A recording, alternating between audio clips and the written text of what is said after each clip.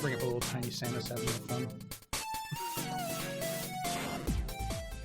All right, welcome to the Zenspath Entertainment Network podcast, episode 139. I'm your host, Jeremy Powers, and joining me once again, Rachel.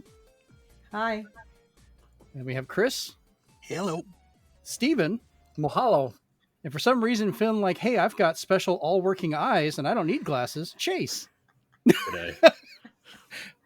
I had to call him out. I mean, my eyeballs are working. I just black and blue light with these. She's pulling a Remy.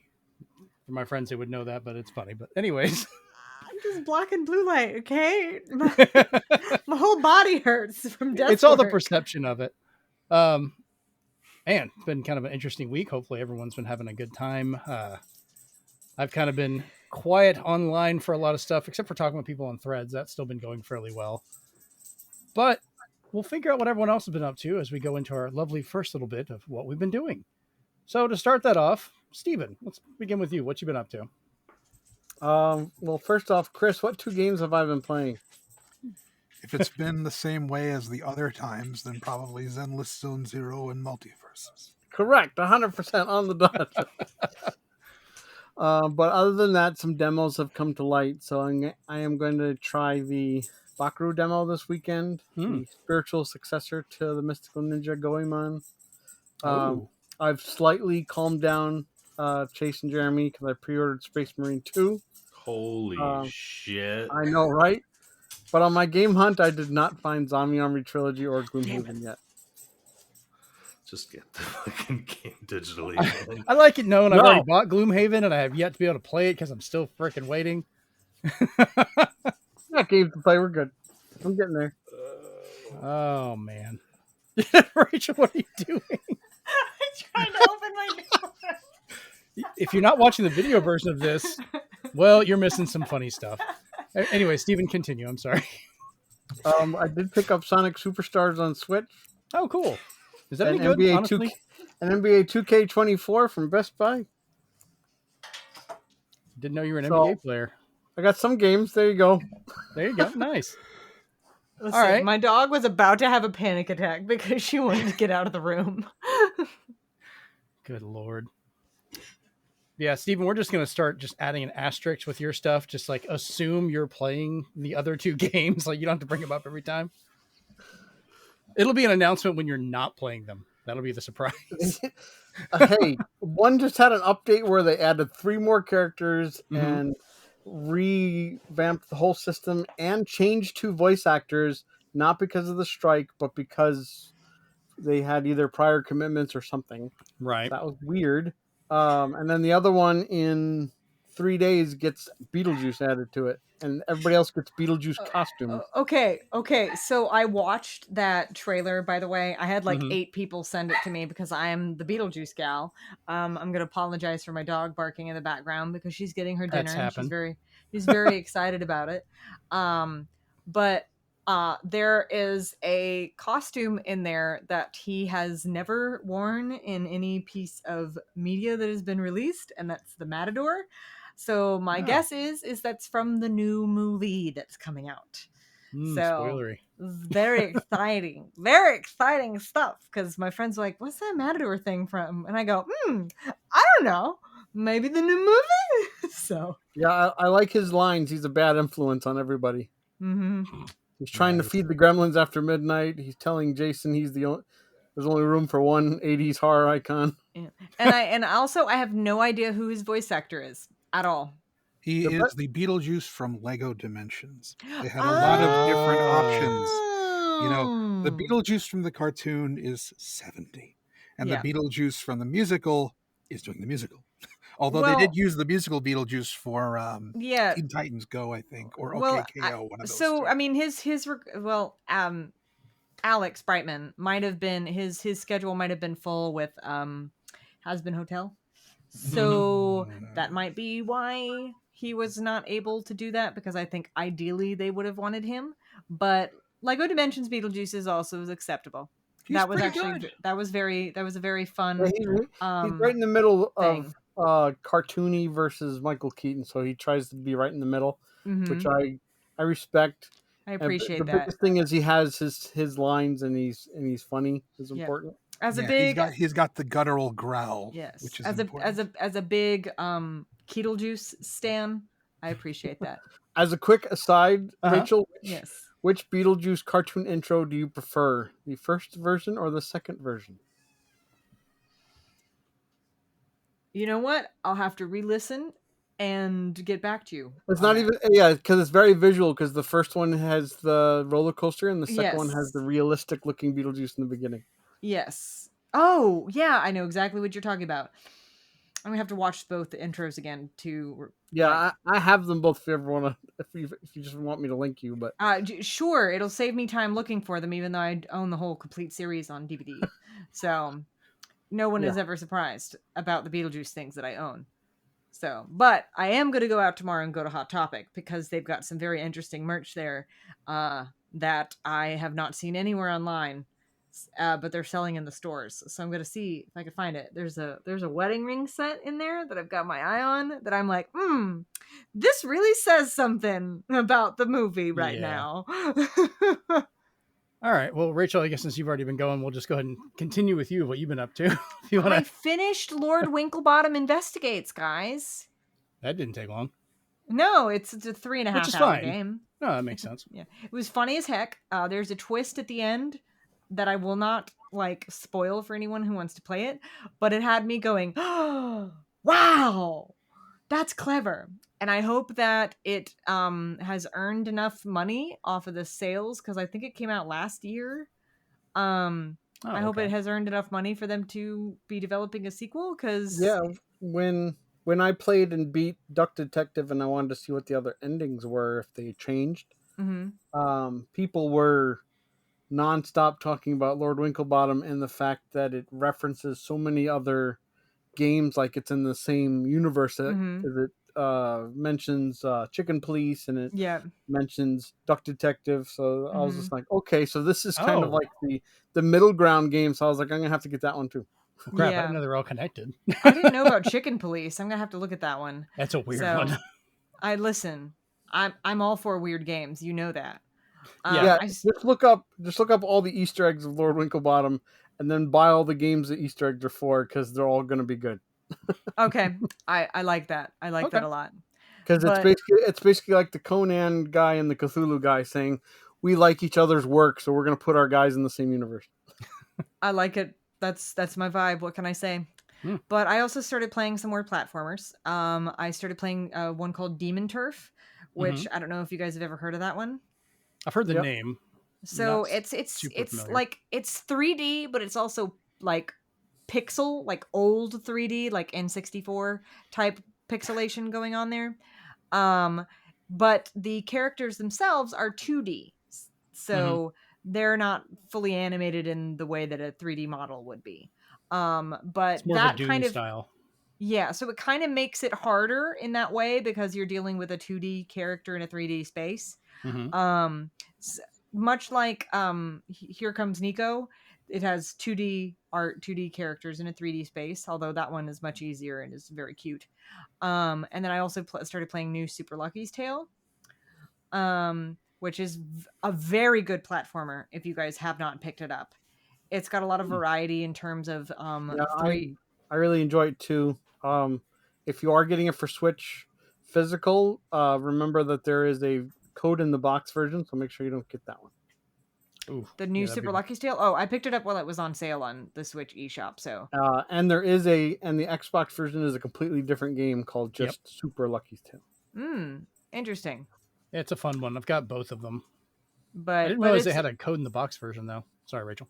it's all right. It's got a nice varied gameplay where it does have some 3D side scrolly levels, but then it also has like 3D like normal levels with like normal platforming and all that for a 3D platformer. But I like it so far. I'm only in the first like hub world with all the different little offshoots. It's got really good like puzzle sequences, all kinds of things. And then of course I just picked up Thank Goodness You're Here.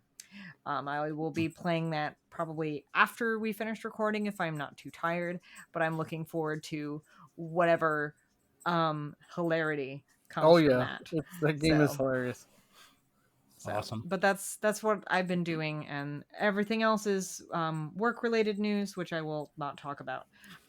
But needless to say, I'm working on some cool stuff, and that's all I'll say. Nice. All right, Chris, what about you? What have you been doing? Well, I did try the demo for Bakaru, and it does have that mystical ninja feel to it, but it's also fun in its own right. Nice. And I've also been replaying the Oddworld games, the old ones first, Ooh. just so I can kind of, contrast them with the new ones. Soulstorm was nice, but it had a lot of flaws. And a lot of people still consider Abe's Exodus to be the better sequel, even though Odyssey and New and Tasty were pretty close to each other. So I kind of busted my hands up playing fighting games, so I can't do anything really fast. Ooh. So it's going to be simple things like Oddworld for a while. Nice. I'm trying to remember what the other Oddworld, the one where you're the bounty hunter, which one that one was. That was Stranger's Stranger's Wrath. That's another fun one. Excellent I'm one. about to say, did you ever play that one? Yeah, that one was a lot of fun. It had amazing dialogue. Very funny. Because Some I of have the best writing.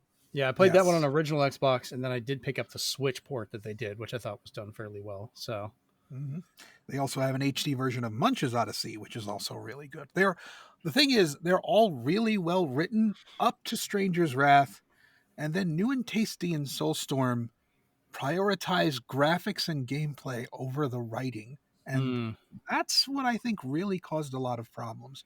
But we'll see. I'll try them again later. because they were always very weird but creative games, and it just kind of became a showcase more than fun type thing. I think they're still fun, but they went. Lorne Lanning went too far in on the plight and forgot the comedy. But that's Gotcha. just me. Okay. Chase, what about you? What have you been doing? Oh man, I watched the first episode of Cape Crusader, Batman Cape Crusader, and Jeremy, what do you think of it? What do you think I of the really series enjoyed as a it. whole? It's digging a little bit into mine, but I finished the first season today, and it's one of those things I would tell people: don't go into this expecting Batman the Animated Series or any of the stuff from Justice League. It is its own tale. So I treat it like I do some of the short Batman stories, where it's like, here's a version of Gotham in this time period, and some of the twists and things they changed turned out better than I thought. Like the first episode, I know you've already seen it, with the Penguin being Oswalda, which is a weird name, but the character ended up being way darker than I thought she would be. Like, I don't want to spoil stuff, but good God. Like by the end of it, I was like, no, I want to see her again. Bring her back. That scene was like, I was like, oh damn. Yeah. But it does get better.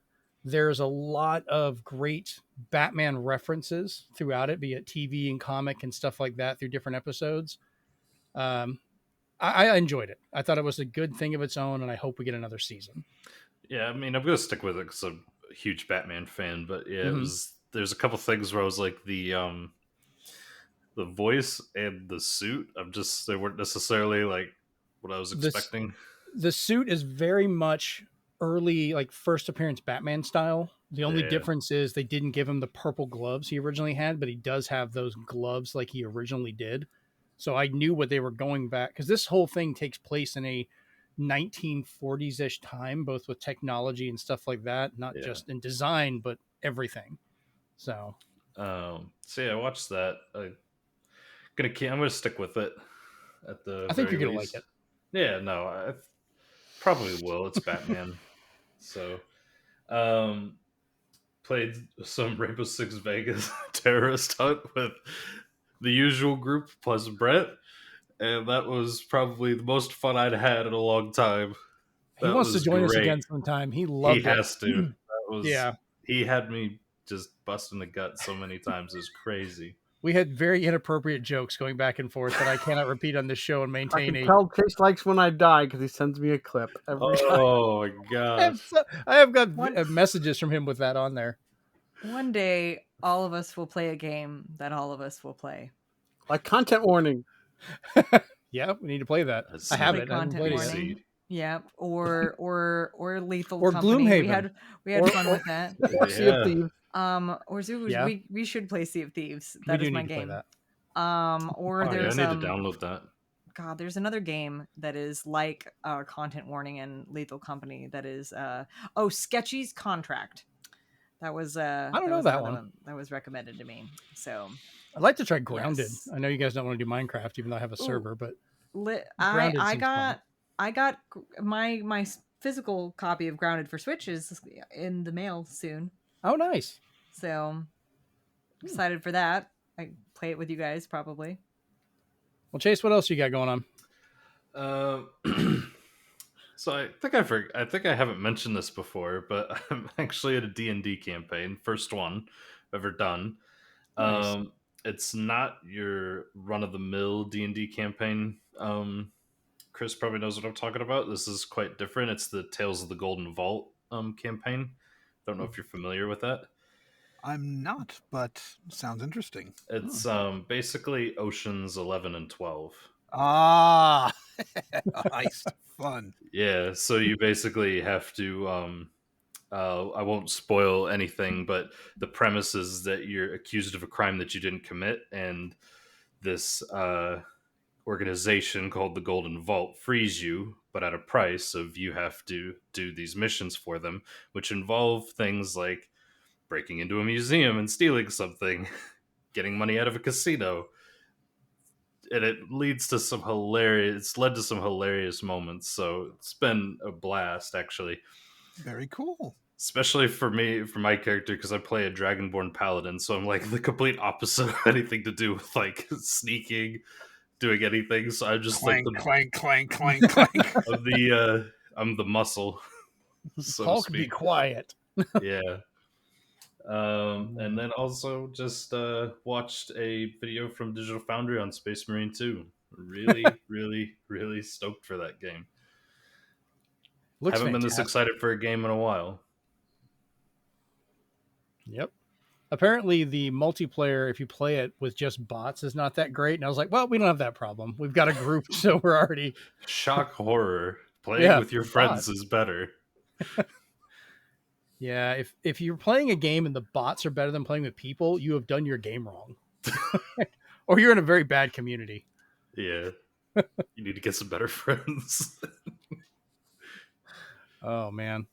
All right, so jumping real quick to the stuff I've been up to. Of course, we already talked about Batman Cape Crusader, which I finished the season earlier today, and I thought it did have a good ending. A nice twist on a few of the characters and the way it was designed. And this is supposed to be very early in Batman's career, which shows a lot of the difference on that. So, like, people still think he's a myth. There's arguments of whether he exists or not, kind of fighting with some of that stuff.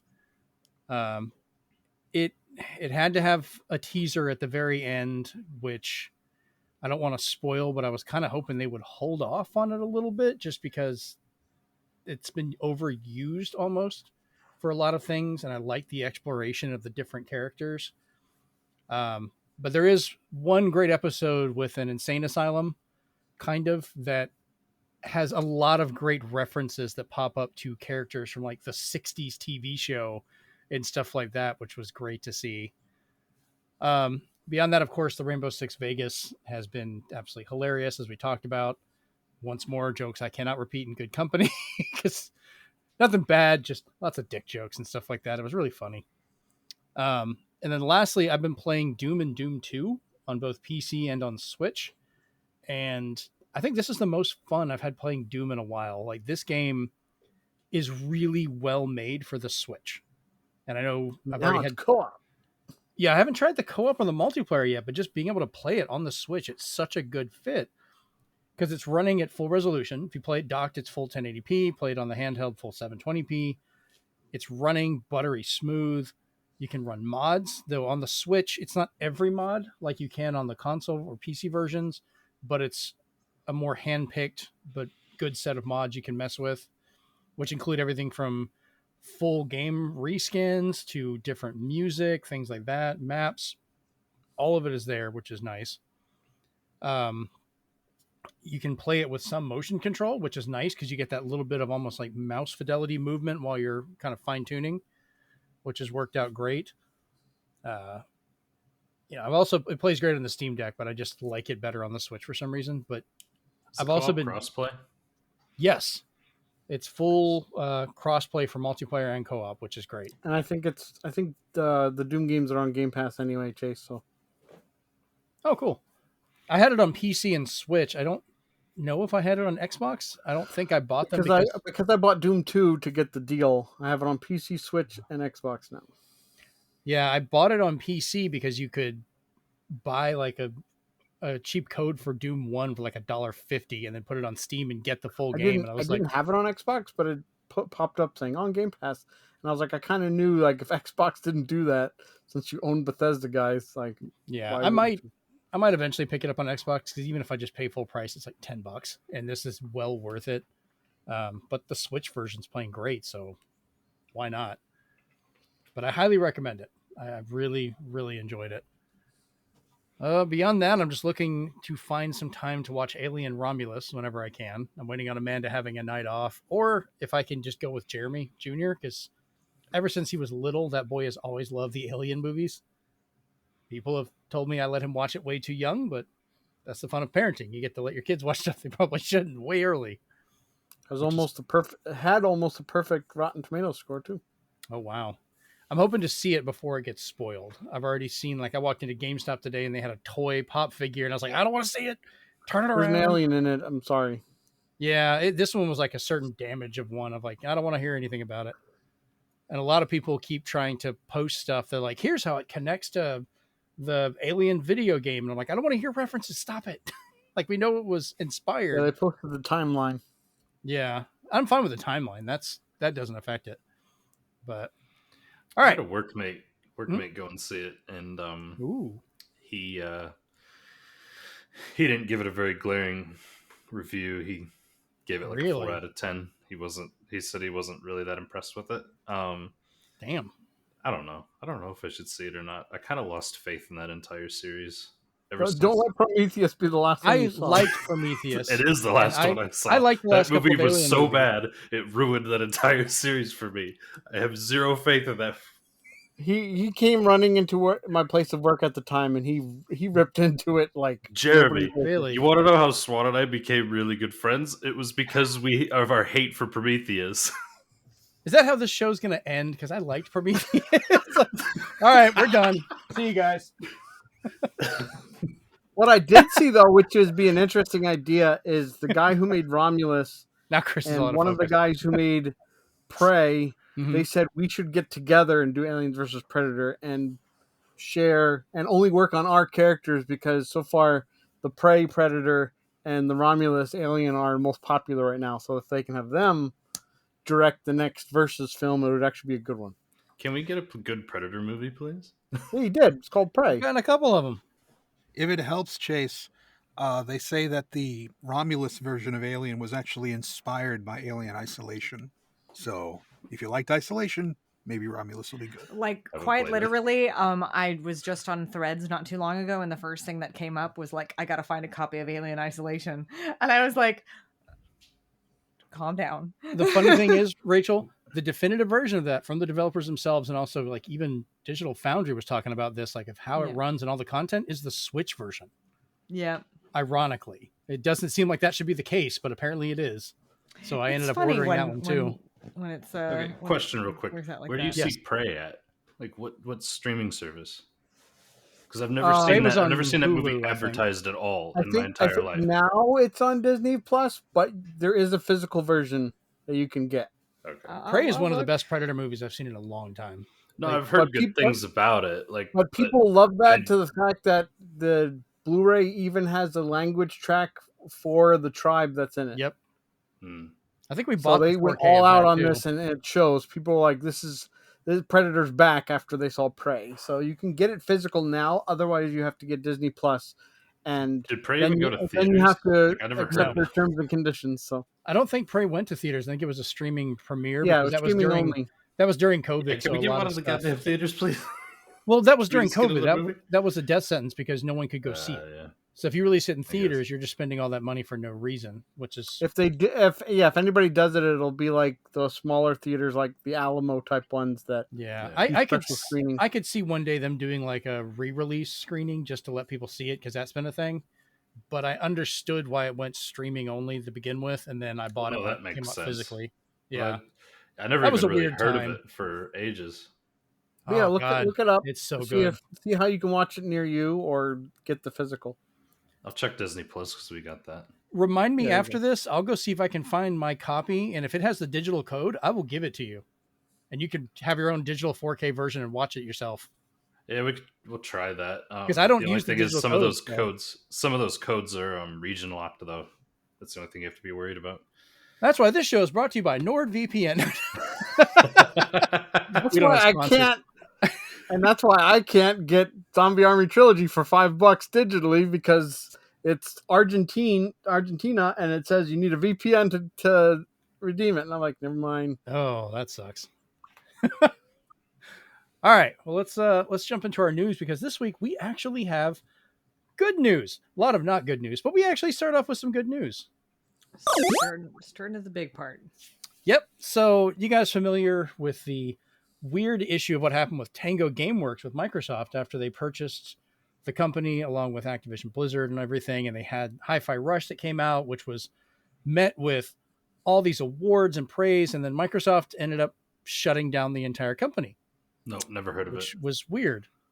Yeah, we've only talked about this a few times before, but we have good news. Out of nowhere, the PUBG publisher Kashon made an agreement with Microsoft to acquire all of Tango Gameworks and the Hi-Fi Rush IP. And they said they brought back most of the people. Some of them transferred over to other parts of Microsoft. Some of them went to other places, but they brought back in a lot of the team, and they will now continue to let them operate and make these games.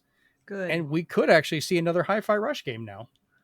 Good. Yeah, so we kind of have an anti-layoff story for once. Can we get Hi-Fi Rush and PUBG? Honestly, that would be kind of weird, and I would be here for it. It would Not not. Street Fighter. Oh my God, we had Street Fighter in that? Yeah, I haven't ugly. played PUBG in forever. They are really ugly in that game. I really liked PUBG, but no one else wanted to play it with me. They're like Game Pro artwork ugly. Okay, I'm not going to lie. I would pay for actual Game Pro Ouch. magazine Street Fighter characters than that because it would be fantastic. They're so bad. Or I would Malibu pay for Comics that. Street Fighter. That's funnier to me than like the Mega Man 1 cover version of Mega Man that showed up in the Capcom games. Like this, that's actually funnier, the Game Pro stuff. Yeah, they weren't trying to be funny. This is artist renditions. So I was like, Oh God. And I could see that too, because it's supposed to be a very realistic, air quotes, design style. Guile looks like he should delist. God, I'm terrified of what Guile's hair looks like in that. Like you put the helmet on or something and his hair just clips through it. It's realistic hair. So he's got a comb over. Probably, yeah. Jesus. So yeah, and they're already making deals with Microsoft to publish and develop games for Xbox and stuff. So it's a win-win. Microsoft's getting more games out of it still. Tango Gameworks gets to continue and carry on with a smaller but fairly reliable publisher, which those guys have been going for years. And there's been a couple other games they've been responsible for, but they've at least kept everything kind of reasonable. So here's to hoping that they'll carry on and we get more stuff. Maybe we'll get more Evil Within too, or 3. I need to play that series. We already had 2. All right, moving on. So this one's kind of a weird catch, but hey, we're getting Fortnite back on iOS. Finally. 4 years, Yes. It's been gone. The catch is you have to be in the EU because only the EU has allowed this because the EU has told Apple you will allow other developers to bring in their own app stores. So Epic has made a new mobile store that is available to download for iOS, but Apple is fighting it and only the EU area is allowed to have it. There's other stores that are coming as well, but they're going to include the game in it where you can now pay for Fortnite stuff in the game and update it and do everything, and Apple can't touch it. Now, Epic is working to bring more games to the store, but other developers are facing kind of steep fees from Apple if they decide to release a game on it and the Apple App Store. They're basically saying if you're going to release a game for iOS and you also release on their store, you're automatically going to get a core technology fee of about £50 per or 50 cents or whatever, half a pound per year. But that's for each install after the first million. That's counting third-party sales and Apple Store sales. For installs, I'm sorry, not sales, but just installs. So if your game is free, you're eventually going to start losing money. So, but if you're a bigger company and you make a successful game, or a smaller one that gets a successful one, you could end up owing a buttload of money instead of earning money, because Apple wants to have that little gotcha left in there. So what I'm hearing is don't put your games on the Apple Store now. Well, don't put anything on Apple. Just don't put anything on Apple. Like that kind of explains. Like I wonder if these contracts with like the people who were on the Apple Arcade, like I wonder if this core technology fee is in that contract, because there's certain games coming out that there's that RPG that's coming out onto Switch that I don't Neo Fantasia. Yes. Yeah, that one. So that one's coming to Switch and all that, and now I'm just like, I'm wondering if they're gonna have to deal with that. It seems to be only affecting other stores on the iPhone. So if you put in a sideload another iOS store that Epic or somebody else has done, that affects it. I don't think it changes anything like on Switch, because that would be, I mean, the EU is already going right up Apple's rectum for this one. So but still, regardless, my point remains. Yes. Just don't put your shit on the Apple Store.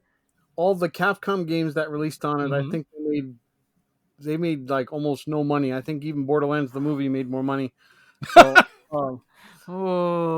yeah. Notice none of us saw that, ladies and gentlemen. The next Capcom round of stuff is probably not coming to iPhone 15 after this one.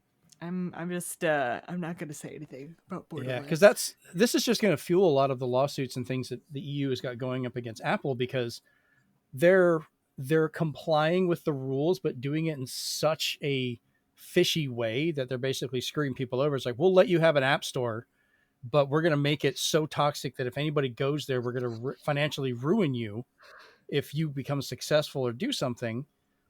But that also keeps the store small enough that if you only go to that store, you're not going to have enough sales or, steps to be able to do it. So yeah, Apple's being Apple. And our next story is more Apple being Apple. So if you like Patreon, you don't like Apple right now, because Apple is now going after all Patreon subscribers, starting with new subscribers. Rachel corrected me on this earlier when we were talking about this, but this goes into effect November of this year for new subscribers only. But Apple will take 30% of all Patreon money that your fans or your patrons give to you.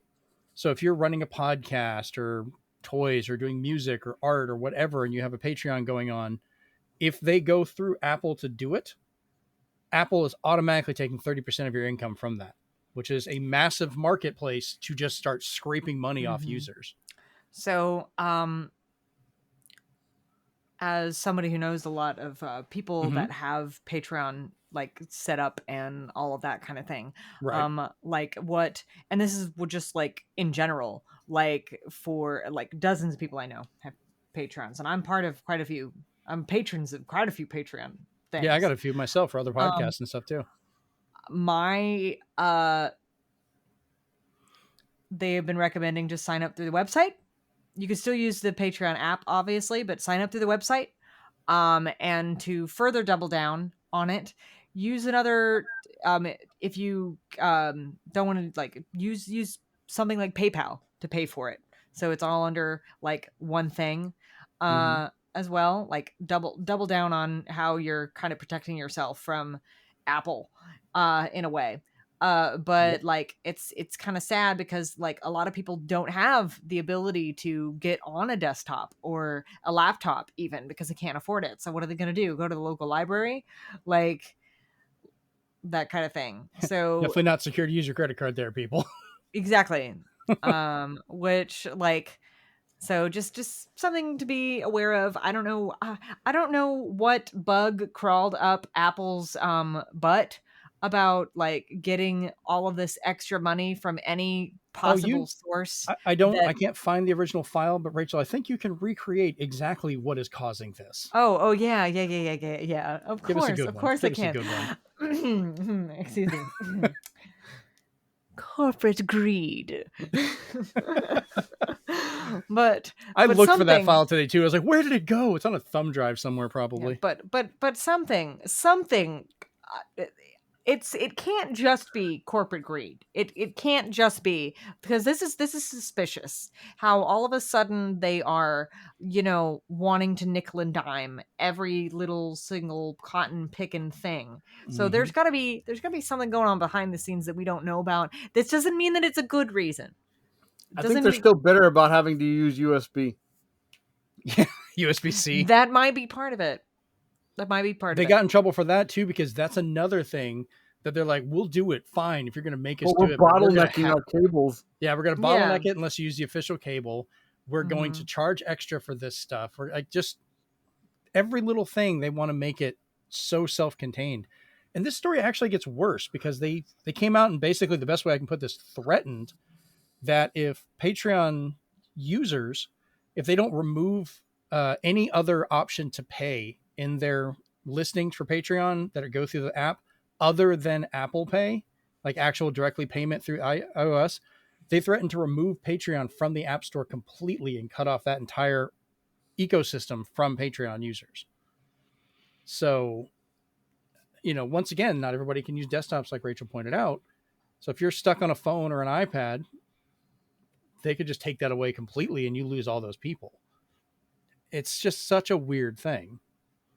They're perfectly fine if you're going to do all this through iTunes and, do the iTunes Plus or whatever, where you can have bonus Patreon-like material through them all day long. But anybody competing with that outside of it, which Patreon's been around longer, they're trying to push and drive out. They want a monopoly on as much stuff as they can, honestly. And Apple's gotten really weird about that. Like, they used to be more niche and now they want to be everything. So, yeah. So let's move on then to our next little bit. So this is mostly just going to make me really happy, and I just wanted to cover it really quick. But we're getting Ghostbusters animation on Netflix. Yay! We don't know much about it yet, but they have greenlit it that it's coming out. Elliot Kalin is the showrunner, who was one of the writers and stuff for The Daily Show, as well as Mystery Science Theater 3000.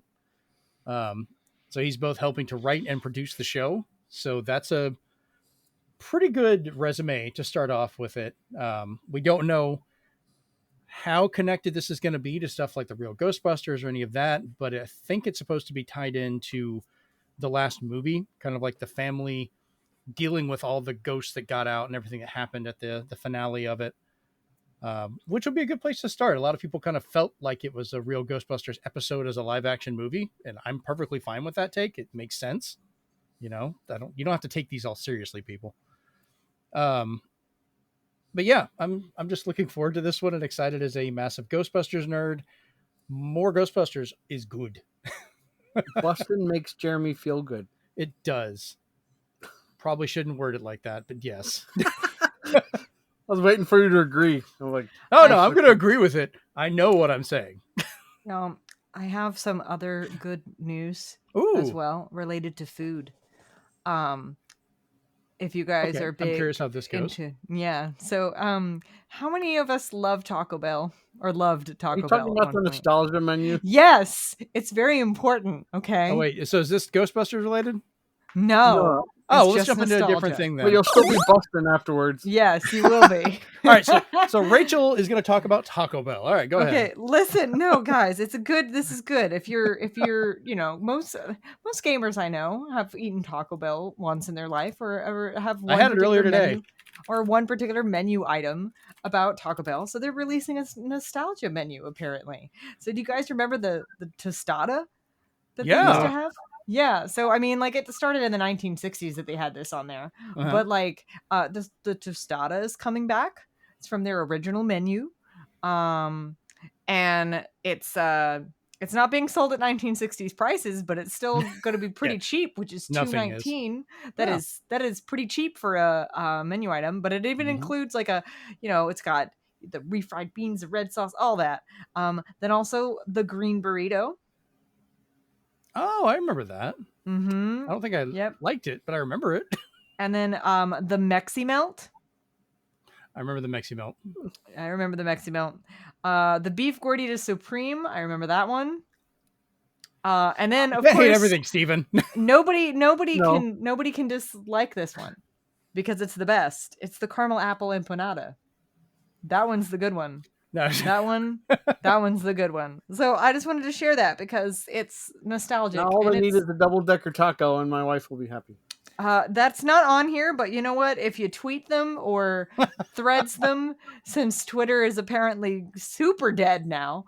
Yeah, it's all been about threads lately. Rachel and I have been just racking in followers and talking to people. She's done more, obviously. Make sure you get the app for Taco Bell though, because when they come out with the Baja Blast pie, the Baja Blast gelato, it is going to be for Taco Bell app people only. Oh, that's interesting. You have to order I don't the like app that to get at all.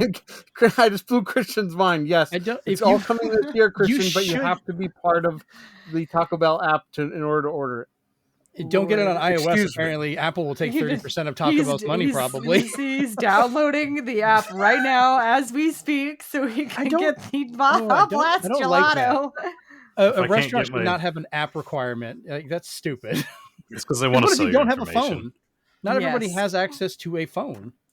It's because they want to sell your information. That's why. Oh, people don't have phones. And as I explained to someone the other day, guys, the people who want your information, they already have it. I'm sorry to tell you this, but there you go. All of our social security numbers were just stolen. If I can't get my quesarito back, then I don't give a damn what Taco Bell does. Quesarito was the best thing that they ever had on that menu. She's like, no double decker, no deal. If I had said that the quesarito was coming back, Chase would have just shut off his camera and walked out the door now and just headed right toward the nearest. I don't know if it made it across the pond, unfortunately, but he'll be swimming to the U.S. Like I need to get there. Stick me on a boat, fam. Yeah. As long as they don't bring back the healthy versions of the the low fat beef. I remember that. No, yeah, those were not good. The 100% beef that wasn't actually beef. Yep, you're correct. Enjoy your taco Wheaties. But we're pretty much 100% sure it's some kind of mass. Yes. I just wanted to give that bit of what I thought was good nostalgic news before we go into the next two stories, which are not great. Yeah, well, the first one's not great. The second one has a good ending part to it, so we'll get into that. Yeah. All right. So, do you have Disney Plus? Do you have people you love that you don't want to see die? If something happens to one, the other might affect it, apparently, because Disney, in a very weird lawsuit, their lawyers are actually using the defense in a wrongful death suit being brought up against a restaurant that is on a Disney property. I don't know the exact details on that one of how it's going, but regardless of the lawsuit, the response that Disney came back with is that they cannot have the lawsuit because they signed up for a Disney Plus subscription or Disney Plus demo, I guess, or short-term subscription, whatever. Trial, thank you. A couple of years ago. And in the terms of service says that you can't sue them. Everything regards to Disney has to be handled outside of a court case in arbitration. Sorry. So this whole story, I know it's been blown up and people are going nuts with it. My focus was mainly just who had the balls to actually use that in a court case to come back and who also had the balls to just be like, I'm going to sue Disney over this. I mean, if you're on a Disney place and you eat at the restaurant, you request this stuff. Like, I get it. You're saying it should go down to the restaurant, but the corporation is still tied to that. Like I get why they're having the lawsuit, but to say that you sign up for something like that somehow covers all of this is a very slippery slope for a lot of people. I don't want to get down the darker path, but right. And I'm sure there's going to be somebody who agrees with me out there. Right. But I'm also in the boat that you can't really sue Smith & Wesson if somebody kills somebody with their gun. It's the person who sold the gun. Right, but if you also had a subscription to Smith and Wesson Plus, and somehow that had a clause, and they say you can't come after us because we're not the one who sold you the gun. That's a dangerous loophole though, because then the next time, like say your Xbox has an update and you have to agree to the user license agreement, and they did that. So did Sony. After the hack, Sony made it that you had to agree to the new agreement to play online. The new agreement makes it you cannot sue Sony, or same thing with Xbox. You cannot sue them anymore for anything that happens with their companies, at least with the gaming orient. I don't know if it's the whole thing. I was telling Chris before, a lot of these are slyly snuck into us because a lot of these companies, you love them or hate them, they give you a annual privacy notice. They give you a terms of condition update, and they even tell you, unless you're canceling everything you have with them by not doing anything, you agree to all of it. I don't think any kind of agreement should be so blanket covered to protect them from anything. Like I get it. This lawsuit may be kind of a weird case in regards to it, but to turn around and say you signed up for this trial, years ago, and now we are protected from any of this stuff.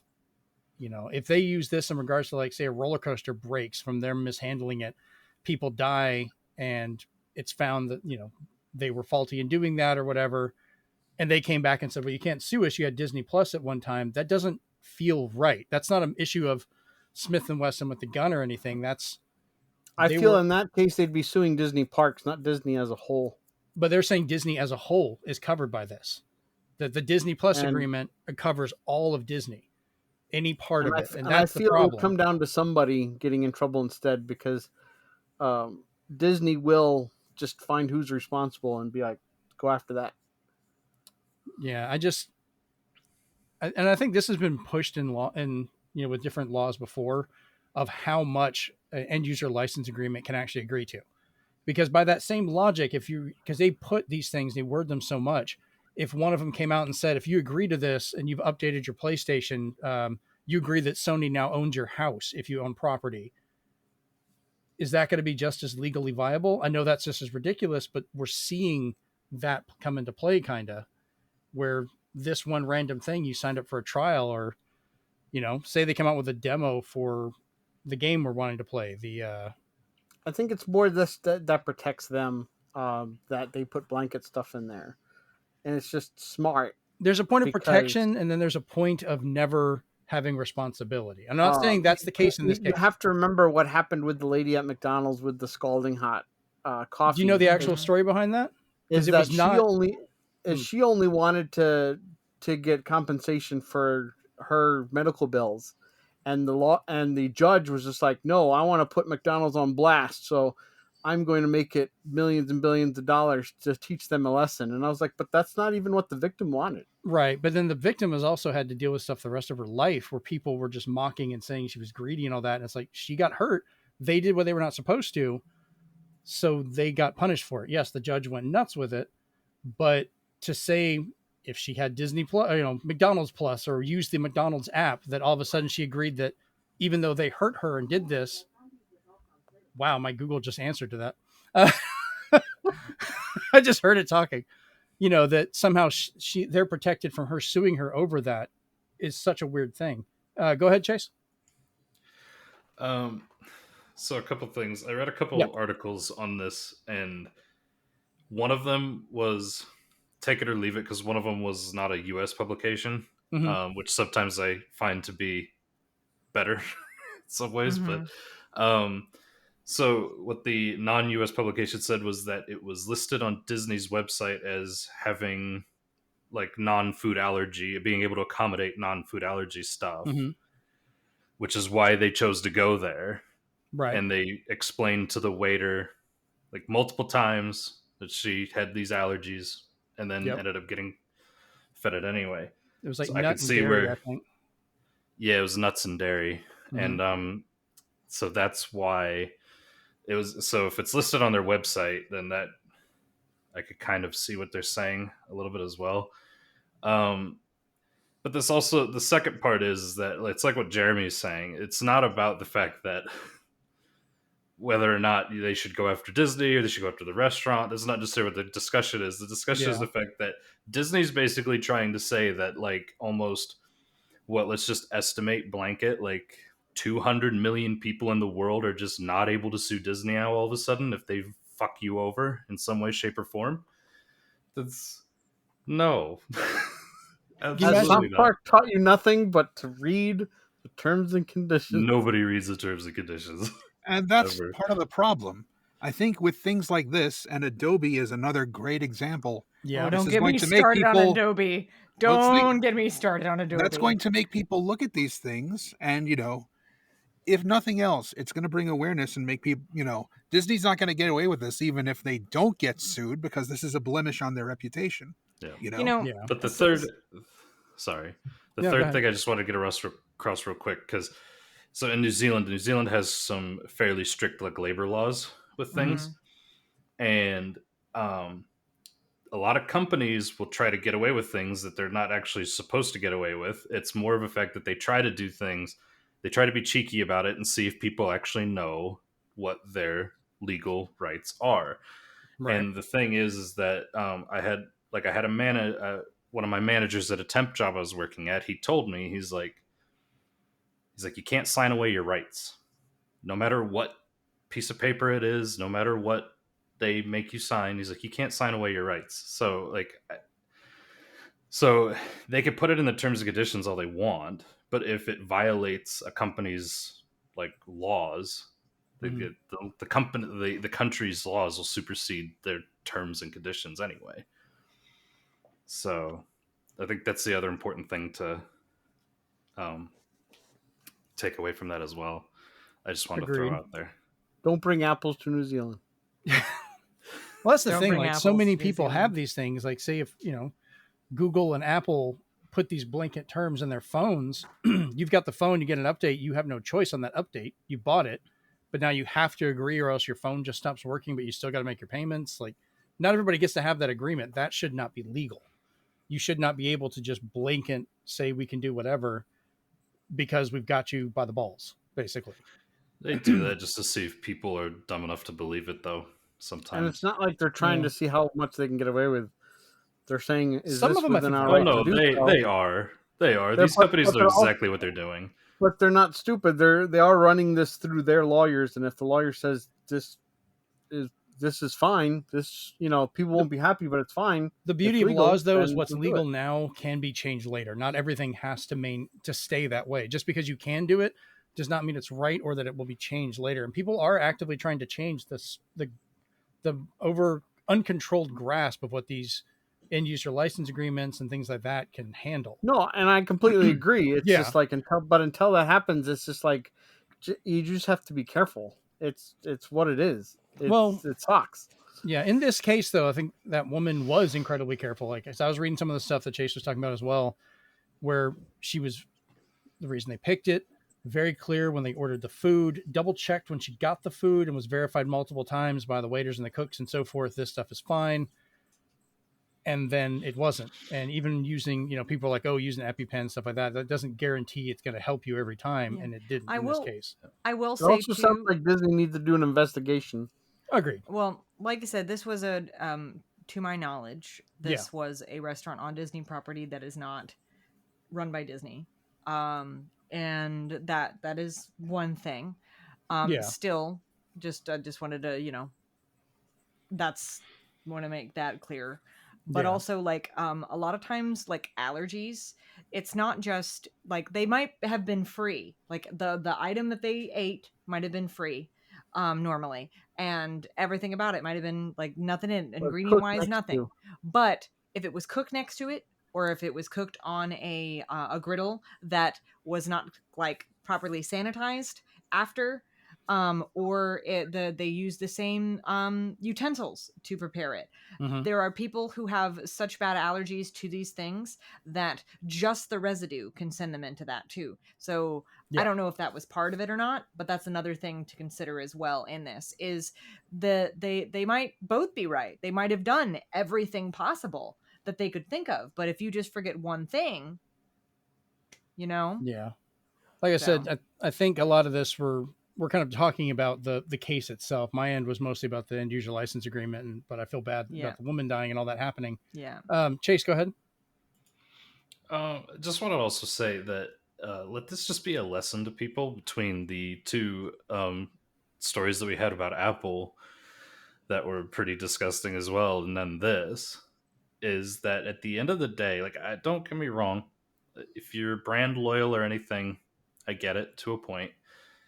These companies don't give a shit about you at all. They don't care. All they want is your money. They're going to be as anti-consumer as they can and see what they can get away with because they want you in their little ecosystem and they just want to extract as much money out of you as possible. They don't actually care about you. You're just a number to them. You're just money coming in. Yeah. So just like be aware of that and be careful about like wanting to just like dedicate your defense and everything to them as well. Yeah, we see that a lot, like with game consoles. As a company is successful or not, they drastically change. Sony and Microsoft don't care about you. They just want you to buy their stuff. Microsoft was so pro-consumer with the original Xbox, then the 360 took off, and they started kind of being dicks about it. Then the Xbox One humbled them, and now they're doing all this really nice stuff, trying to get back in good graces. Same thing with Sony. PS1 and PS2 were really successful. They blew up. They got all hubris and everything. PS3 had an issue. They started trying to do nicer things, and then PS4 picked back up, and they're back to some of their practices. Nintendo was no saint either. No. You know, when the Wii got really popular, or hell, with the original NES, they were draconian in how they licensed stuff until that bit them in the ass after the Super Nintendo going into the 64. The Wii became really popular. They were back on their high horse again. The Wii U humbled the living crap out of them. But now that the Switch is becoming very possibly soon the greatest selling console of all time, I'm kind of worried what the Switch 2 is going to do. Like, where are they going to sit on this? Like, you know, could they come out no backwards compatibility because why bother? You're going to buy it again, or some other stupid thing because Nintendo feels they're unstoppable. And I really hope they avoid that, but it's not uncommon. Companies don't give a shit. They do what makes them look best for that time. So, all right. If anybody else, go ahead. I will say, just to commentate on the last thing you said about the Switch. I hope that this also there's been there's a lot of things going on with companies doing things they're not supposed to, or we feel that they shouldn't do. Mm-hmm. Then there's things and news coming out of the woodwork about celebrities and authors and other people that people admire and stuff like that. But I hope that this also teaches people kind of a really hard learned lesson that please don't put these companies and celebrities on some type of pedestal. Like, don't do that. Don't have any expectations on what these people should and should not do, because they're going to disappoint you. Just be and live without those expectations. Like, learn to temper them, because inevitably something is going to be revealed about the things that you like that you're not going to like. And just food for thought. But I mean, I forgave Miyamoto for making Wii music. They can come back. They can. I mean, yes. Be the person your dog thinks you are. Yes. Yeah. Be the person that your dog thinks you are. That's the end all be all of it. There you go. All right. My dog thinks I'm the best person. So, am I? Who knows? But she thinks I am. Don't listen to your cats, though. They just want to take over everything. Yeah, don't listen to your cats. Mine's still sleeping next to me. He's letting you sit there. All right, moving on. All right, so Paramount Global has decided to close down Paramount Television Studios as part of a large corporate restructuring, with that part of the company forming back about 11 years ago in 2013. This sounds bad, but thankfully it's not as bad as it could be. It's not massive layoffs and so forth. They just ended up removing that part of the company. The shows that were under Paramount TV will be moved and incorporated into CBS Studios, which they were the ones that were doing Star Trek and all that stuff. So that's continuing for the CBS side. Some staff from Paramount TV will also move to CBS Studios. Some will be lost from both sides. So anytime you restructure, some people are going to lose their job. I read 10,000, so they all moving to CBS? I didn't hear anything about that many people being laid off, but I've read a couple articles, but didn't mention that. I'm hoping a lot of it's just kind of like we're losing the title in the studios and just kind of moving it over to CBS. I'd rather mine be right, but I have a feeling yours might be, which I hate. Or you might both be right. That makes no sense. What? Where 10,000 people means... are and are not laid off. It's Schrodinger's employees. No, it just means that, you said shows under Paramount TV studios will be moved and incorporated into CBS studios. But right. I'm talking about the people. Yeah. Oh, well, yeah. So here's the thing. They're going to have to keep some of the people that were working on those shows. Oh, yeah. But some of them, they might not be, because they might already have people at CBS studios that already have those jobs. So then they'll just cherry pick who they do and do not keep. So you might both be right. So. Yeah, I'm just hoping the amount of people he said is not what I thought, because I know they said some were going to be lost, but I hope not 10,000. Oh, my God. This gets worse if you think about it that way. Paramount TV, that was responsible for Reacher over on Amazon, Apple TV's Time Bandits, Prime Video's and Time Bandits just came out. Yeah, I'm curious about that one. I don't have Apple TV, so I don't either, which is why I'll have to eventually find it online or something. Or if they release DVDs. I'm not saying I'm gonna pirate stuff, but whatever. Yar. Reacher's really good. Really, Reacher was fantastic. I can't wait for a third season. I hope we still get that. But yeah, we'll see. So we'll find out later what the actual, I guess, casualty report job-wise for this is. Steven, you look like you're looking into it. Yeah. Steven doing live research here on the show. I really hope you're wrong. I don't mean that in a bad way, like you personally. I just don't want 10,000 people losing their jobs. I was hoping this was like, hey, we're kind of losing a company, but we're not. It's not as bad as it could be. And Steven's like, hold this. I think we're going to lose some people. Yeah. Oh, man. All right. So we'll move on to the last story here. And if Steven finds the answer, we'll abruptly throw it in there terribly. All right. So in the most monkey paw wish style that I have had, I really wanted to get a return or continuation of Blood Omen, Legacy of Kain, and Legacy of Kain Soul Reaver, because I absolutely love those games. I was hoping for a new one. Well, we're getting a remaster collection, but only on the Evercade. So it's $25. Whose idea was that? I don't. That's what I want to know. Who thought that would be like, hey, we're gonna do a remaster collection. Where should we put it? What about the Evercade? Oh, all right. So why? I don't know. It's $25. It's gonna be in a cartridge. Comes out in September. There's no word if this is coming to anything else. Fingers crossed it is. Maybe that's all they could afford. Maybe. I'm hoping for a situation like what happened with Marvel vs. Capcom, where we got the one-up machine and everyone's like, dear God, we want this. Why is it only here? And it eventually Let me just say, I looked up the voice of Raziel really quick, and I had no idea he was like everybody's hero because he's two parents from Rugrats. Kaz Finster and Drew Pickles. He's like half of the Transformers out there nowadays from all the walks of life. And how did we find this? We were just wondering who he voiced. Yeah, but he's Plastic Man. And we were like, who's the original voice of Plastic Man? And then, he also voiced Duke from G.I. Joe. He has that voice. Okay. Guy gets around. I do have an answer to the unfortunate answer. Oh no.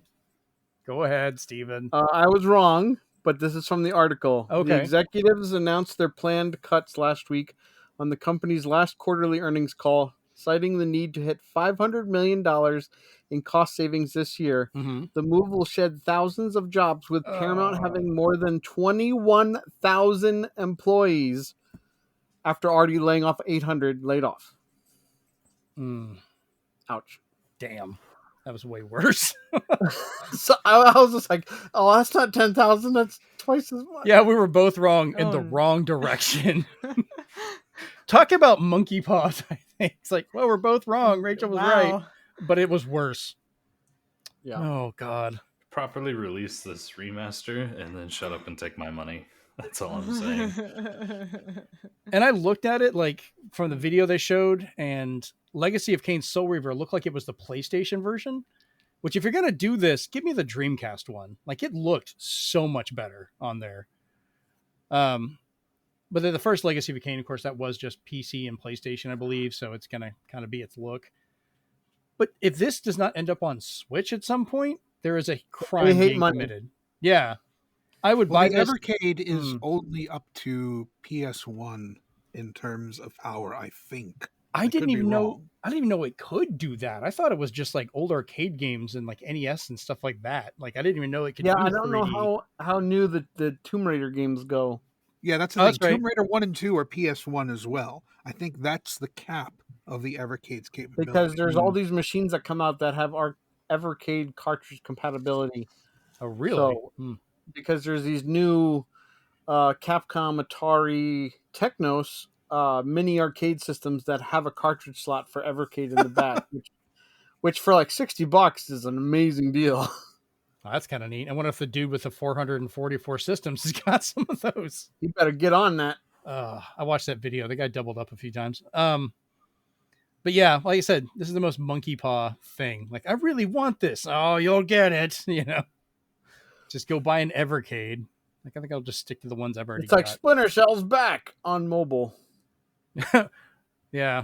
We've got Sam back, but he's in Rainbow Six. That's what the last one was. They were like, Ubisoft made a mobile game with Sam Fisher. Oh, God. Oh, remember the return of Conker's Bad Fur Day, except for it was in that weird we want to make a game thing for Xbox One. Project Spark. That even Project happened? Spark. That happened, Yeah, yes. You weren't drunk. I have the it wasn't a fever dream. I got it physical, too. I don't think it does anything anymore. I think you can still play Conker on it, but that's about it. So it's like a copy of Overwatch 1. No, basically. Overwatch is just unplayable. But I think Project Spark, you can probably still do something. God, that'd be a great question for us one week for the big question of like, what is the biggest characters you can think of that returned in the worst ways? What's the most worthless game you own? Right. Oh, that'd be another good one. What's the most expensive coaster you have? I have EverQuest for PS2. There you go. Oh, God. All right, so that's the end of the story for the news. Let's jump into the big question for this week, brought to us by Chase this time. Chase Bank? Well, Chase had a couple of these, and I picked one of the ones he'd started with, so we're going to ask Chase first. But to begin with the question this week, what are some tropes in video gaming that you don't really care for anymore? So, Chase, we're going to start off with you. What is your answer to this big question? Man, my taste has changed as I've gotten older.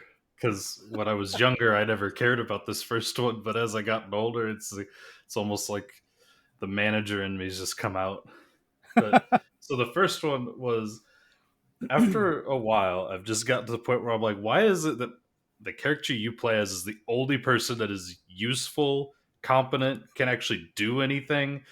Like, I'm just looking like everybody else around me in like a lot of these video games. I'm just like, yeah, yo, motherfuckers are so incompetent. It's crazy. Hello, Gordon Freeman. Yeah. Well, tactics games are a little better for that. Fire Emblem has somewhat useful people, but I get what you mean. It's so that you can be the one guy that does everything. Yeah. You really want to be. Yeah, it's just like, it's so annoying because, like, for instance, Swan, I don't know what I'm talking about with the Division. The Division's a good example of that, where somehow literally every Division agent is supposed to be like this super, like, top of the line, kitted out, like, highly trained, just can like wade through like tons of bodies. You can save the president, but then somehow every Division agent fucking dies. You're the only one that can just wade through like thousands of bodies, though, to like complete these missions. It's just like, what? How is this a thing? Like, it just nonsensical to me. And yeah, so I've always struggled with that one where it's like, oh, apparently I'm the last hope. I'm Obi-Wan Kenobi in every fucking game I ever play. I'm the only hope. And so the other one, which Swat will appreciate this one, but it's when games put these moments in that try to give you like the sense of urgency, like you need to hurry up and like get to this person to save them or whatever. I go get a sandwich when they say that. It doesn't fucking matter. It never matters. You could you could go make a sandwich and then complete this. The ending's still the same. It didn't matter if you actually hurried up or not. The best version of that the best version of that is in role-playing games like Final Fantasy, where they're just like, oh god, the comic's coming. You press a button, hey, you want to play a thing of cards? You just sit down with the bad guy. Yeah, let's get some cards done. Like the nuke's going to go There's off in also 12 the I don't know if they still do it, but pretty much every Call of Duty campaign ever, Oh even the yeah. Battlefield games, like I've been on aircraft carriers where everything's on fire and they're like, we're sinking. I was just like, no, we're not until I get to the other end of the aircraft carrier, you won't sink. And everything's on fire, but it's not burning me. The wires are everywhere, but it's not hurting me. And there's things exploding everywhere, but I don't feel any pain. It's just like, all right, I can sit here. Don't worry, just guys. let the idle animation go. Yeah. Yeah, don't worry. If I don't take any steps, we won't ever sink. Just keep going. Yeah. I'll catch up with you guys in a minute until I cross this imaginary line. Nothing actually happens. Oh, Lord. Chris, what about you? What is your answer to this big question this week? Okay, so the thing that gets me about these, and it's not just for video games, it's for media in general. Nice. Idiot plots, also known as could have avoided this whole thing plots. We all know what it's like. You do the thing, your hero has this big misunderstanding, or you have to get the MacGuffin because there was a whole thing going on. And then by Act 3, you find out, oh, if these two people could have just said something to each other, then we never would have had to do this in the first place. That's what gets me in books. Seen amazing compilations of those, especially from Star Wars, where they're like, I think this person looks suspicious. All right, we'll go check it out. Or what do you call it? One of the other ones where, yes, and I get flack from my wife for this. I was just like, why didn't they just ride the Eagles to get rid of the ring in the first place? Oh, why did we need 3 movies where they could have taken a small They flight? do explain that here and there, like the Eagles didn't trust Gandalf around that time. But no, it's the same principle. And that's exactly it. You know, the author answered that with basically telling people just fuck off. Yeah, that too. Tolkien was just like, fuck off. Idiot plots and the famous MacGuffins go hand in hand. But the MacGuffin is what makes it like they had to go on this journey because MacGuffin. You know, there are so many movies where you're just like, okay, this person, you two talk it out. We'll roll the credits later. You know. Or yeah, just like we just got to playing Halo Reach, and like one point I made the comment, I'm like, it's amazing to me that there's this planet that's like wholly basically what humanity's entire like military strategic prowess relies on, but we're gonna have like less than a couple hundred troops, a few Spartans, and so when the Covenant shows up, they're like, oh shit, we're screwed, guys. We can't fight against these. Wait, we never could have predicted this. It's stuff like Raiders of the Lost Ark that always threw me. It's like, yeah, if Indy wasn't there, it would still solve itself. Like, it's just, you don't even have to have the movie. Oh, that one is hilarious in its own way because the Nazis are still going to kill themselves. Yeah, big ups to Kojima for once for Metal Gear Snake Eater, where he was just like, oh, the old guy who's an expert sniper. I don't want to face this guy. He looks like he's about to die. Well, what if I just wait a couple months? Oh, he's dead. I think it was like 2 weeks. His wheelchair. Yeah, that in Far Cry 4. Far Cry 4 is my favorite ending of all time. Yeah, you sit down, you wait 15 minutes, you have the crab rangoon, you win the game. I love games like that. Yeah. Or like SMT3, when you go to heaven, like you win. Oh, wow, this is fantastic. All right, Rachel, what about you? What's your answer to this one? So I had to really think on this because it's one of those things that I'm like, I'll start like doing tropes, like story tropes, but then I get into like my book brain thing, which I have it's a dangerous place. So I have way more issues with certain tropes in books. Like extra quarters. Like we could do like I literally is like, oh, female main character, I can't stand it when they're all weird teeny boppers and all this kind of stuff, and I'm like, I can't read that, I'm 31 years old. and I'm like I can't read all this teen drama shit anymore. So all of that is on my pet peeves for books. So I had to like take that kind of mindset out of my brain and go into more, okay, what is just game-based stuff? Like game-based stuff. Jeremy, one of the things that you're going to mention doesn't bother me as much in books, but that's because I'm a big Percy Jackson fan. Yeah, not for everything. It's just you made me think of something. That's why I added it. Yes, exactly. But like things specifically that are only found in games. One of them, missable items. This could be, there's two camps on this. This could be items that are very important and could help you out a lot, but you miss because you have no idea they exist. And it's not necessarily because of like, oh, it's an Easter egg where you only understood this very obscure reference and this very it's obscure bad little design thing. versus Like hidden it's Old extra. Sierra games. like, yeah, I'm not, no, like that's okay, because then like, you know, it's just one of those things that you expected to be there because it was in all Sierra games. But like missable items in general, where they're not even referred to, nothing. And honestly, I wish the missable items would just go away in some of these games, because some of them are just like, oh, that's so stupid if you found out about it later and you were just, ah. Another thing in that, like what really bothers me, this didn't bother me years ago, and I forgot to put it on here, but it bothered me lately, was missable characters in like games like Star Ocean and stuff like that, where I have to go and look up a damn guide and then plan out in advance what characters I'm going to get, so I don't specifically miss a character that I'm interested in getting. The worst offender for that for me is if you play Final Fantasy Tactics Advance. Yeah. And I just God. think it's Yeah. like, I get why, so you can kind of have a varied playthrough each time that you play it. But for me, I'm just like, that's just frustrating. And then another one is Rat Maze. Do you guys know what I'm talking about when I say Rat Maze? Kinda. So it's Basically just a ridiculously built structure where you're just having to stumble your way through it. And so not just that. That is one version of a rat maze, but a rat maze is we're all just rats in a maze. okay. And eventually we're all controlled by the game's narrative. So it's games that are too linear. There's like it's like no matter what you do, you're ultimately controlled by the storyline. So there's even if you make certain decisions that you think, oh, this is gonna impact this, and it doesn't.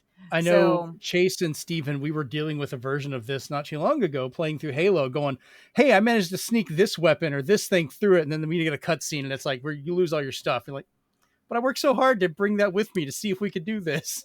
Right. It's a variation on what she's saying. Another game that's really bad about that was Deus Ex. Was it, which one was the was it Human was it Revolution? Mankind Divided, or was it the other one? If it was recent, then it was Mankind Divided. Okay, no, it was the one before that one. Human Revolution. Human Revolution. Where literally like it was like this illusion. Like you had this whole thing thinking like, oh yeah, you can make all these choices, it's going to change everything, and then reality was it's all the same ending. It was bullshit. All the choices were bullshit.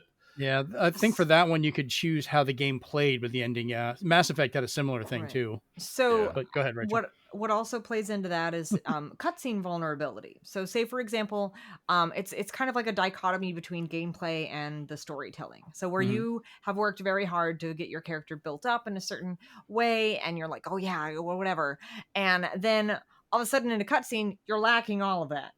Like I get it, some things will have very powerful like narrative like decisions and stuff like that in a cutscene where there's a reason that all of that ability is taken away, or you get injured on something you wouldn't normally get injured on, but they have to explain it really well for me to agree with it.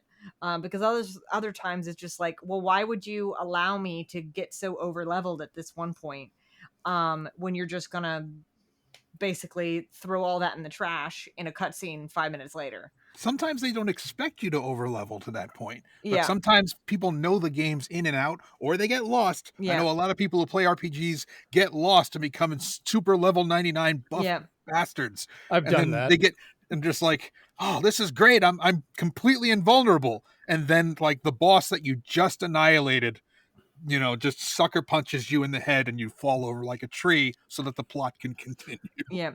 And that to me just is annoying. Like I know it's expecting a lot of game developers, but don't just be a little more thoughtful on how you're explaining it, because otherwise it's just going to get annoying. And then of course, two small things. which is escort missions. I Preach. hate escort missions so much, especially in older games. And you want to know why? It's because they're the shitty AI that controls the NPCs is so bad that you can completely fail an escort mission through no fault of your own. You could do everything Mr. right. Bullet. Yeah, you could do everything right and still fail the escort mission. You have to restart, especially if there's no checkpoints as part of the escort mission. We have to start from the very beginning, and all because of the crappy AI. I swear, I think I've got a clip somewhere where I'm playing a game and it's an escort mission to bring somebody somewhere. I go to shoot somebody from a distance and they walked right in front of the gun and I just shot him in the head and it was like game over. I'm like, you're an idiot. You knew I was. You deserve this. So I don't even feel bad for what I just did. Joke of Resident Evil 4 is like, what are you doing, Leon? I got shot with a sniper rifle. So, but yeah, that's another big one, and this one kind of plays into it. I got really tired of it. When I used to play Destiny a lot. RNG. Hate it with a passion. I don't want to have to, pray at the altar of RNGesus to get all of my, the best, weapons and all that kind of crap. But geez, it's just talking to you, Division. Yeah, those are my like my gaming trope like pet peeves. God, I remember from Mass Effect 1, it was so much more obvious then. You'd have like a perfect snipe lined up. You'd go to shoot and it's like, miss. I was lined up on him, but the numbers rolled bad. And I'm like, come on. Oh yeah, no, it's so God, it's and I could write a book about like gaming styles that annoy me, but I'm gonna let somebody else talk. But that's not really a trope; that's a gaming style. Yeah, so. Chase, what'd you have to add? So on the flip side of one of hers, the cutscene vulnerability. The flip side to me is just annoying sometimes. The cutscene like invincibility, where like you literally will like walk through a room, your character will just like one tap everything, and then when you get in the real game though, you're just like guzzling ammunition into something. It's like, wait a minute, how did my gun just like stop working? Gears of War had that a lot, and and maybe you guys are also annoyed by this. Like the games that are like in cutscenes, you put this moral high ground thing. It's like, no, we can't kill him. They deserve they deserved a chance to live too. Cutscene's over. Done. And then previously, you're just shooting some guard in the head because he looked at you funny. Like, it's just. Yeah. Oh, Lord. All right, Steven, what about you? What is your answer to this one? Oh, God dang it. Here he goes. I'm going for a drink. So, Preach. To piggyback on her escort missions, it also applies to, for me, the reverse escort missions. And I'm talking to you, Grand Theft Auto, in every game you get in the car where you have to follow somebody, but just the right distance. Otherwise, they saw you because they're always looking behind them and know your car. Or they've gotten too far away. So even though you have them on GPS, sorry, they're too far away. So that you failed. There's nothing you can do about it.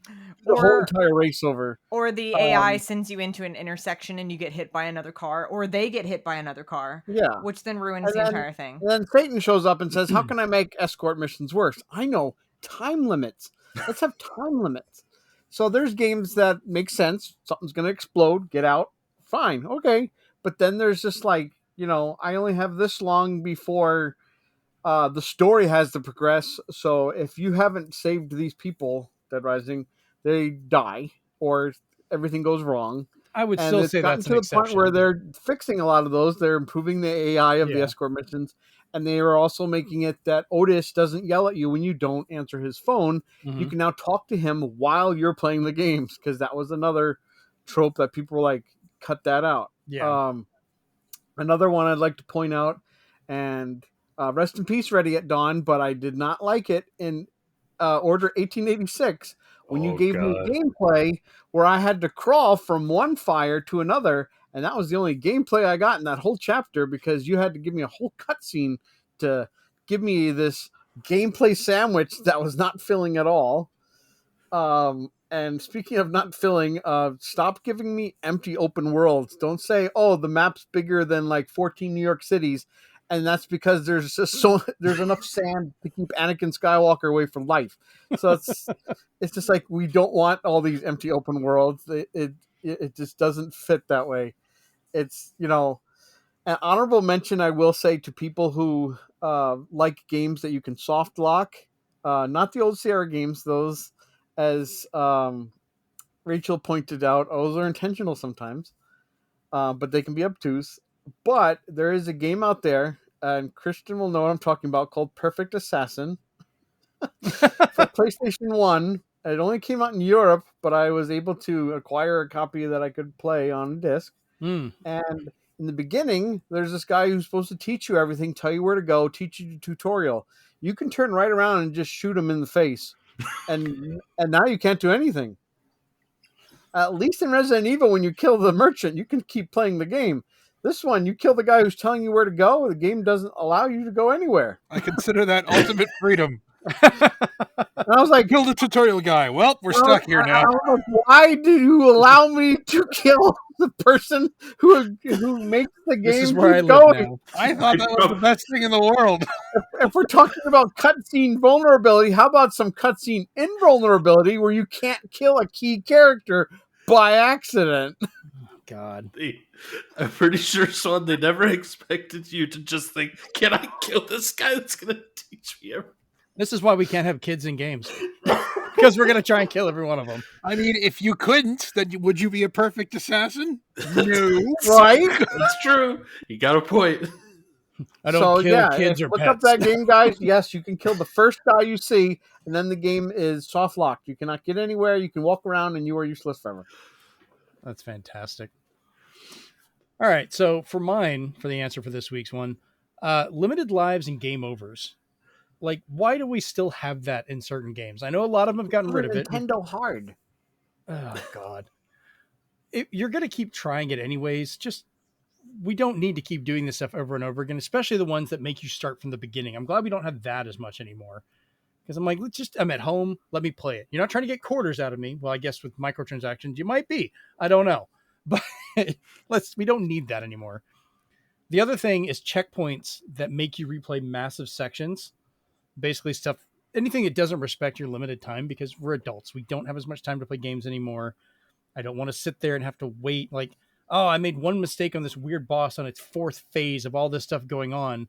I'm an hour back now. Or something weird happens and I have to go back and I've lost a couple of hours of gameplay having to redo stuff. I'll just turn it off and move on to something else. I'm like, we're not doing this. We're looking at you, Master Chief Collection. We haven't had to deal with that yet personally, but you have told me stories that have made me worry. We've just had to deal with other stuff. God, that Under frame rate the on sea. Halo 3. Halo 3's frame rate was terrible. Under the sea in Halo 3. It did work fine single player, but when we tried online co-op, it's like we're underwater. And the other thing that Rachel made me think of is this whole thing. I've seen so many games, especially in RPGs, love doing this, of children have to save the world. I don't know a single child of the age half of these are that would be able to do any of this shit, let alone save the world. It's like after you turn 20, you're apparently just too old and feeble to be able to do anything for some of these games. It's just like, oh no. This happens to me. So with the children save the world trope, this happens to me with books all the time, except kind of the opposite, but not really. I will be like, I'll read the back and I'll be like, oh, this sounds really good. And, or I'll whatever. And then I'll look into it and the character's like 16 and I'm like, no, I have to put you away now.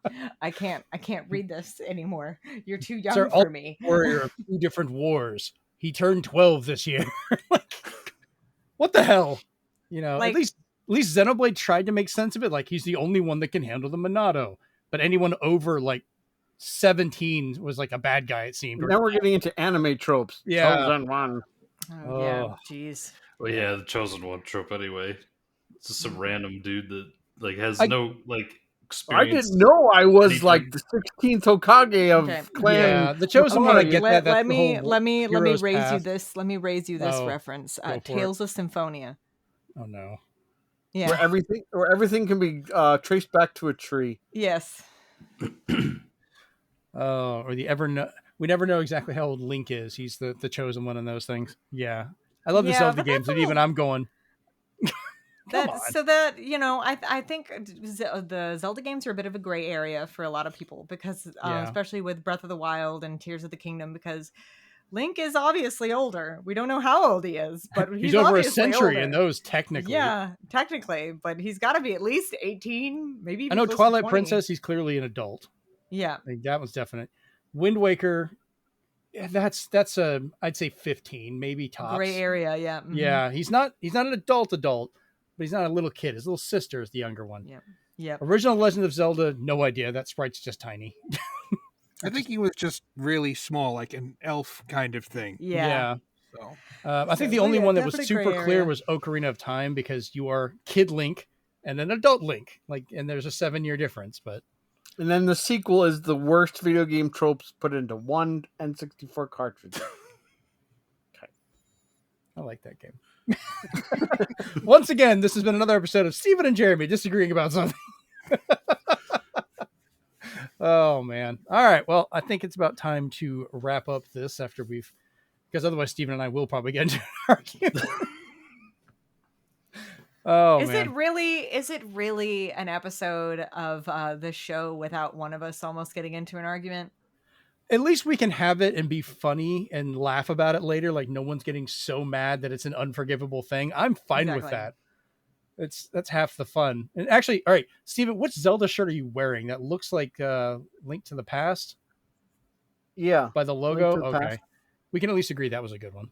It's got horrible music, but oh my god! Now you're just being facetious. I hate the title theme to Link to the Past. Chris, you want some extra money just to go downstairs and do something for me? Welcome to the I Hate episode. Yeah. Let me just send you some money real quick and then just walk down there and just slap the shit out of him. Well, Chris has got to play Perfect Assassin first. Best soundtrack is Ocarina of Time, but that's another quarter. All right, that's a good line to stop this episode. Jesus, I love this show. Oh, I love this show. All right, so if you're watching the video version of this and wondering what is wrong with us, you can also get the audio version anywhere you find your podcast by looking for the Zenspath Entertainment Network podcast. Download on your app, leave us a review, give us 5 stars. Tell us what you think about us. We'd love to know. If you're listening to this and you want to see what our maniac faces look like, all of us in glasses except for Chase, you can go to youtube.com/ZenspathCom. No, Chase, you need to do it this way. You flip. You gotta do it backwards. It's this one. You got it. You got to do it. Is that what the cool kids do? That's like the Batman mask. Yeah. Yeah, I can't do it that right. But leave us a thumbs up, share with your friends, leave us a comment, answer the big question yourself. Let us know what are some tropes in video games that you don't really care for anymore. We'd love to hear about that and talk with you. And if you want to talk with us directly, go to bit.ly/Zenspath Discord. Join our Discord. We talk about movies, games, comic books, all kinds of stuff over there. We meet together for multiplayer games, talk about movies, whatever. We would love to have you there. And then if you want to talk to us individually, you can find the information below the show or in the show notes for each of us. Or you can contact the show directly on Twitter, or X now, @Zenspath Podcast. And then Rachel and I are over on Threads, and I know Steven's over on Blue Sky. Chris is off in the ether, just doing what he does. And Chase is still stuck on X. So, all right, this has been episode 139, and we're out. Peace. I'm coming for you, Steve. Majora's Mask sucks. Come at me. I'm getting my tickets now.